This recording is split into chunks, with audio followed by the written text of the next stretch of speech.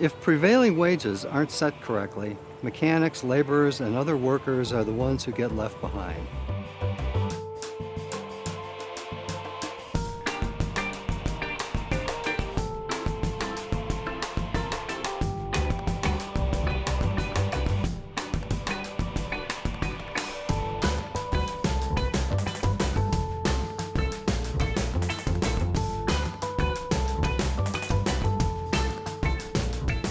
The city's prevailing wage ordinance doesn't allow for appeals right now.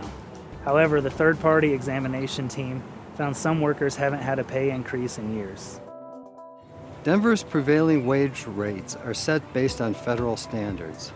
They help us ensure workers are getting paid according to the law, and they help the city stay competitive when hiring the best labor available. My office recently worked with the audit firm Clifton Larson Allen to audit the city's prevailing wage determinations. We found the Office of Human Resources might not be the right agency to administer prevailing wage rates, and Human Resources chose not to accept responsibility for finding solutions. The city's Career Service Board, which oversees the Office of Human Resources, sets the city's prevailing wages when they aren't covered by the federal Davis-Bacon standards. Denver Labor and the Auditor's Office enforces those wages. We worked with a third-party audit firm to gain fresh perspective on where improvement could help workers in Denver. Most of Denver's prevailing wage rates are based on Davis-Bacon. That's a federal survey of similar positions in different places to ensure wages are competitive. However, this act was passed in 1931, and under Denver's current rules, there is no opportunity for appeal for workers who haven't seen a pay increase in years under the Davis-Bacon standards.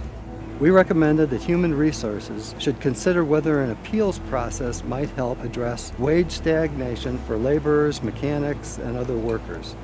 Unfortunately, Human Resources called this consideration of due process, quote, problematic. Human Resources refused to take responsibility for pay surveys or possible appeals. I believe an appeal doesn't mean an automatic increase, but does give a worker a fair opportunity to speak up for themselves. The Office of Human Resources has a stated mission to attract, develop, and retain an engaged and high-performing workforce in the city and county of Denver. The team on this examination recommended that Human Resources should consider prioritizing that and leaving the pay for external workers on city projects up to another qualified agency, board, or department.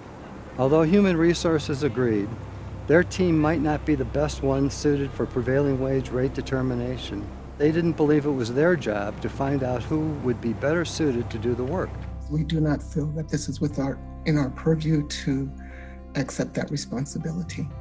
I'm disappointed in this approach. I expect Human Resources to be proactive in working to fix these issues.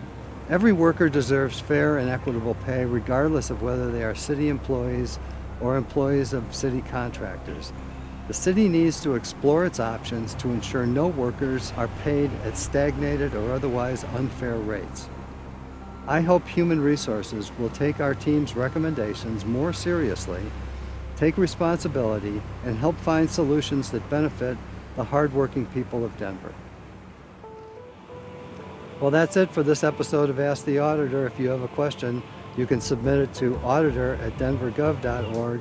And maybe your question will be the next question we ask on the next episode of Ask the Auditor.